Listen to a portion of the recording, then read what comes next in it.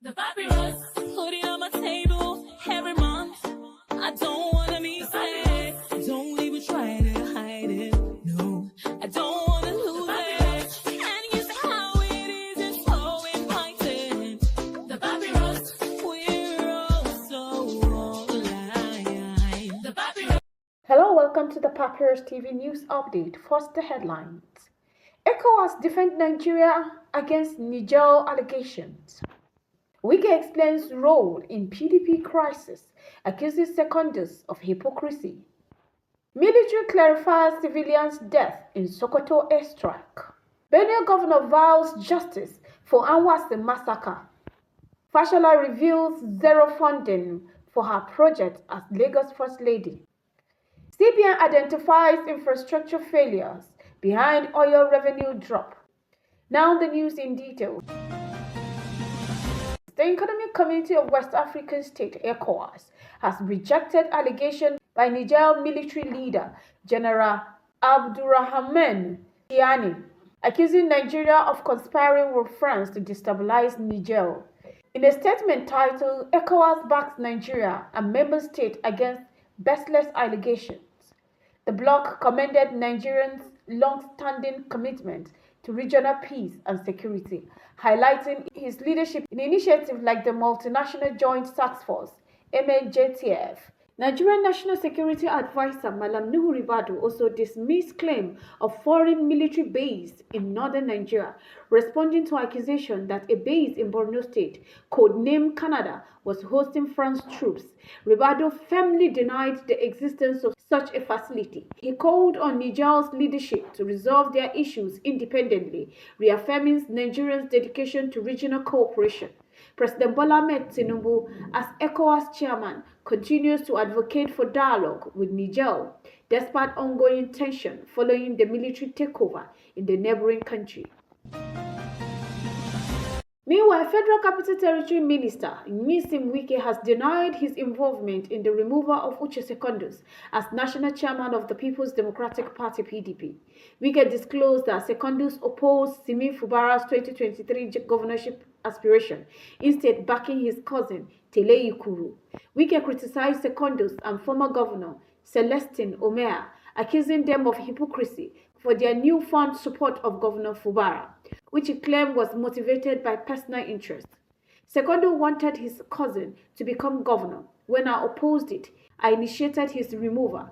Now he pretends to support the governor while branding me the enemy, Wike remarked. He also dismissed allegations that he harbored animosity towards Fubara, affirming his continuous commitment to the PDP progress in Rivers State. Moving on, the Nigeria Defense Headquarters has explained that the death of 10 civilians during the Christmas Day airstrike in Sokoto State were caused by secondary explosion at a terrorist hideout. According to Major General Edward Buba, the operation targeted the Lukarawa Artillery Group logistics base in the Jirikon forest of Silami local government area. The airstrike, part of Operation Fast and Yaman, employed precise guided munition to minimize collateral damage. However, stored explosives and cartridges at the terrorist base triggered a secondary blast, resulting in civilian casualties. The military assured the public that extensive intelligence and surveillance has confirmed the area as a terrorist stronghold before the operation. Major General Buba reiterated the military's commitment to protecting civilians and expressed regret over the unintended casualties, emphasizing that efforts to dismantle terrorist network across the country will continue. In another development, Governor Hyacinth Alia of Benue State has pledged to bring those responsible for the recent attack on Anwase community, Kwandi local government area, to justice. The attack left 11 residents dead and several injured. In a statement by his chief press secretary, Sir Teso Kula, Alia condemns the persistent violence purging on armed citizens, describing the incident as a tragedy that would not go unpunished. He assured the public that his administration, in collaboration with security agencies, would intensify efforts to protect vulnerable communities. Despite our commitment to ensuring peace and security, these atrocities persist. However, those responsible will face the full wrath of the law, the governor declared. He extended condolences to the families of the victims and promised a swift response to curb further attacks. Former First Lady of Lagos State, Abimbola Fashola, has revealed that during her tenure she did not receive any funds in her personal account to execute her initiative until President Bola Ahmed Tinubu stepped in.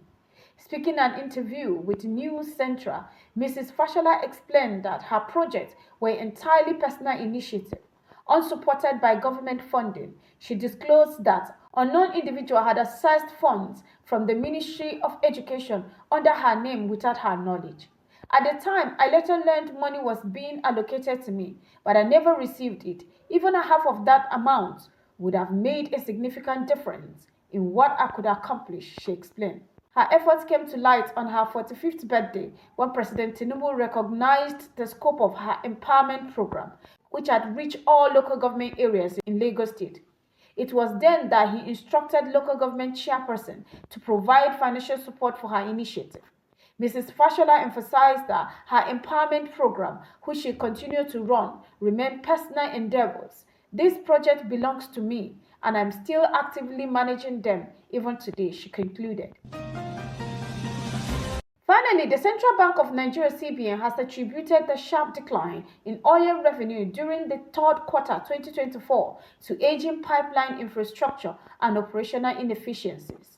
According to its latest report, oil revenue fell by 24.72% to 1.30 trillion compared to quarter 2 2024, missing the quarterly target by 75.39%. The decline was driven by lower receipts from petroleum profit tax and royalty, as well as frequent production shutdown caused by pipeline vandalization and theft. Despite a slight increase in crude oil output from 1.27 million barrels per day to 1.33 million barrels per day, aging infrastructure and theft hinders revenue performance and compliance with OPEC production quotas. Global factors such as 5.45% drop in the average spot price of Nigerian Bonny Light crude to $82.23 per barrel further exacerbates the challenges. The report warned that Nigerians' goal of producing 2 million barrels per day by the end of 2024 remains in jeopardy.